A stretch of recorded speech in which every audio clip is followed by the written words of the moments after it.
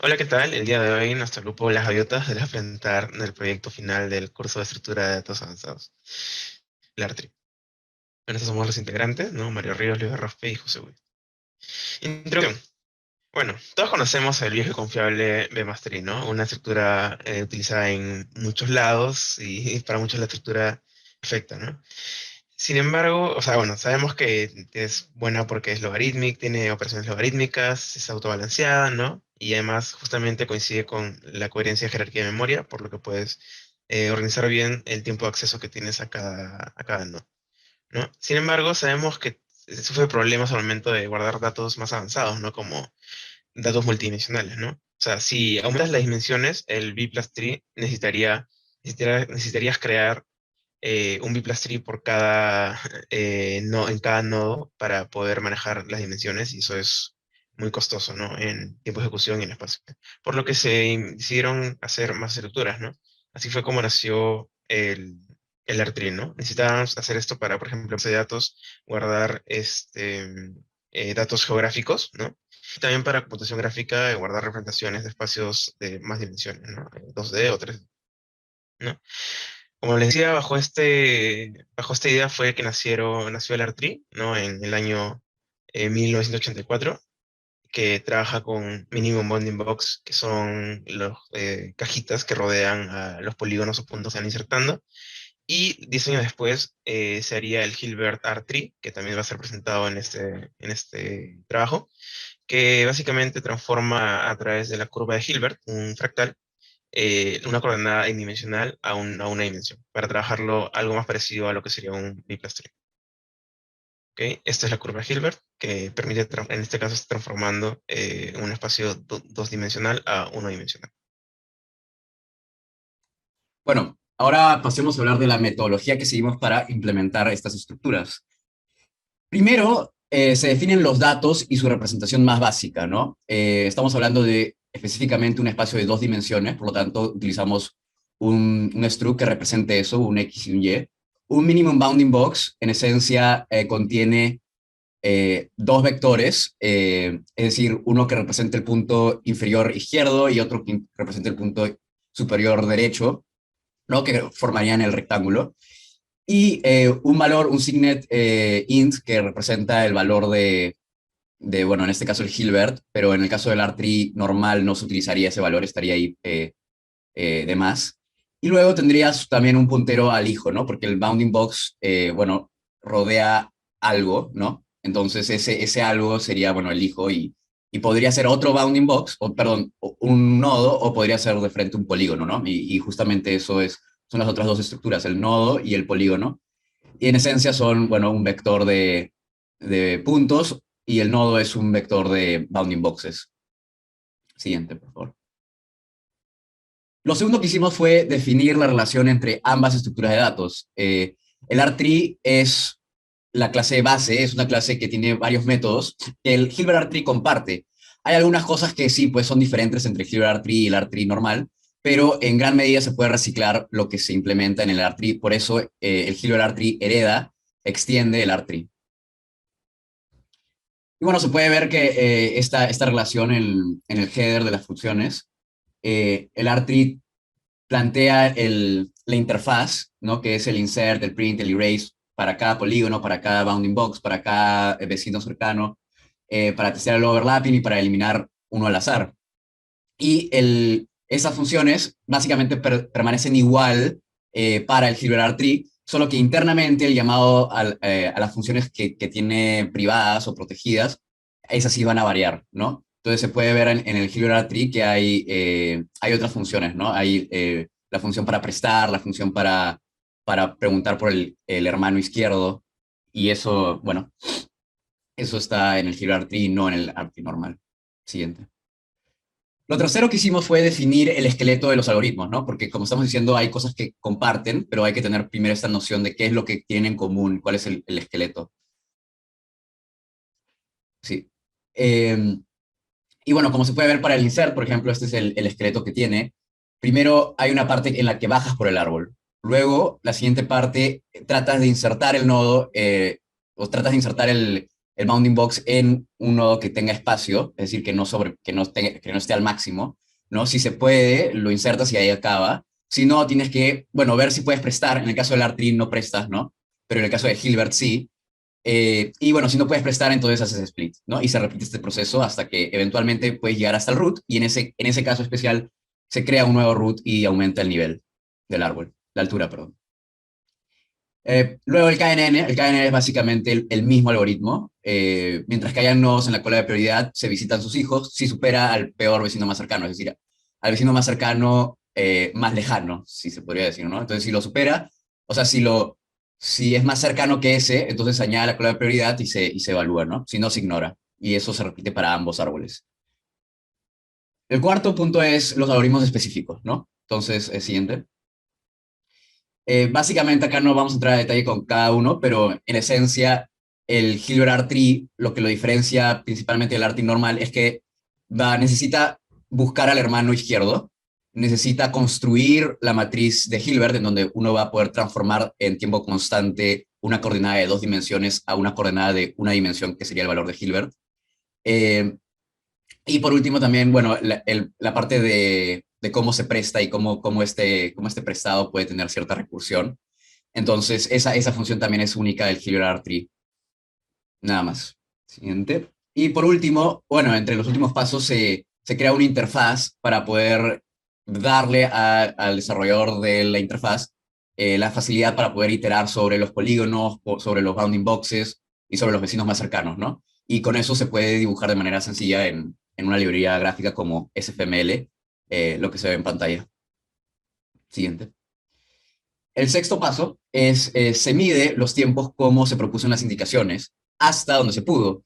Acá estamos diciendo hasta donde se pudo porque el Hilbert Tree resultó bastante problemático, habían bastantes casos especiales, y cuando crecía el orden de magnitud, bueno, se presentaban estos casos especiales que ocurrían en uno en 1000 o uno en 10.000, entonces se malograba, ¿no? Entonces, de igual manera, en el borrado del normal, también hay estos casos especiales puntuales que no logramos corregir.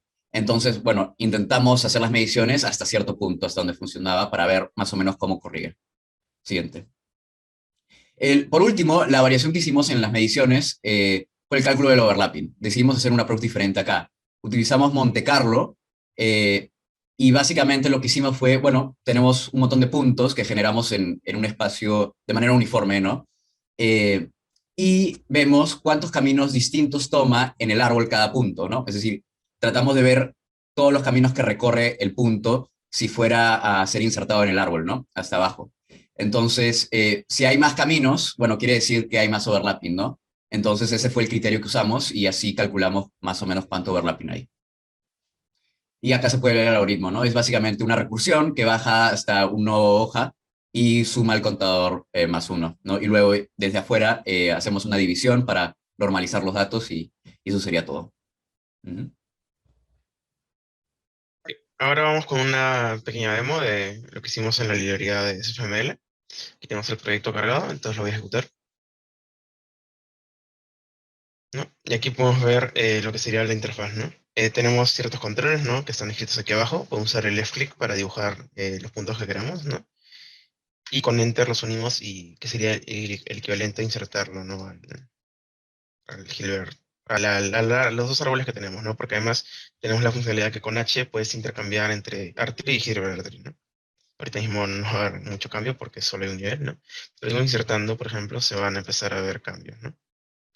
Aquí tampoco hay ningún cambio. Estamos insertando figuras. Y por ejemplo, aquí ya se empiezan a ver cambios en Hilbert Artree, ¿no? Así podemos seguir insertando figuras a gusto, ¿no? Vamos a seguir insertando aquí hasta llegar a un nivel, por ejemplo, que hay otro nivel. Lo podemos comparar también si queremos con Figure Tree, que en este caso siguió con el mismo nivel, con solo dos niveles, ¿no? Y bueno, también tenemos más comandos, como con el espacio podemos iterar a través de la cantidad de vecinos por los que queremos testear el KNN, ¿no? Que sería este de acá, por ejemplo. Ver cómo siempre está apuntando a la minimum, al minimum boundbox más cercano que tiene, ¿no? Si seguimos en espacio podemos ir variando el K del KNN, ¿no? No es lo mismo para el Hilbert Tree, es la misma idea. ¿no? Aquí estaría. ¿Cuántos? Y bueno, cero. Ok. Por último, tenemos el borrado, que en este caso solo está implementado para el R3, ¿no? Y que funciona de manera correcta, ¿no? Vamos por seguir probando o sea, para que se vea que está funcionando. Lo podemos volver a insertar, si queremos. Y sí, lo borramos. Borramos y ya está. ¿No? En este caso el Hilberty queda igual porque no estamos borrando como les está funcionar. Y eso sería básicamente toda la demo. Ahora continuamos con la exposición. Se diseñó una serie de tests para evaluar el rendimiento de los árboles.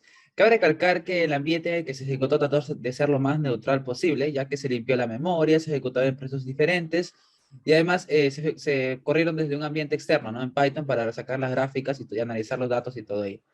Así que por ese lado estamos bien. Siguiente, Luis. Hola, soy José Ignacio Ubi de postproducción. Se nos olvidó mencionar que el test del erase del Artri normal no se realizó, dado que habían muchos errores cuando se aumentaban los puntos. Entonces, si bien algorítmicamente para pocos puntos funciona y se puede visualizar, el test no se logró hacer. Eh, sí, eso sería todo. Gracias.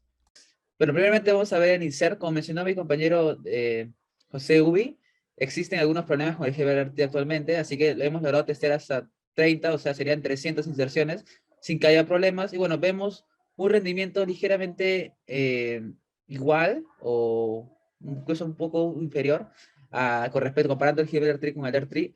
Eso se debería principalmente a una serie de validaciones extras que se hicieran al momento de insertar que a la larga como que retrasaban el proceso de inserción, ¿no?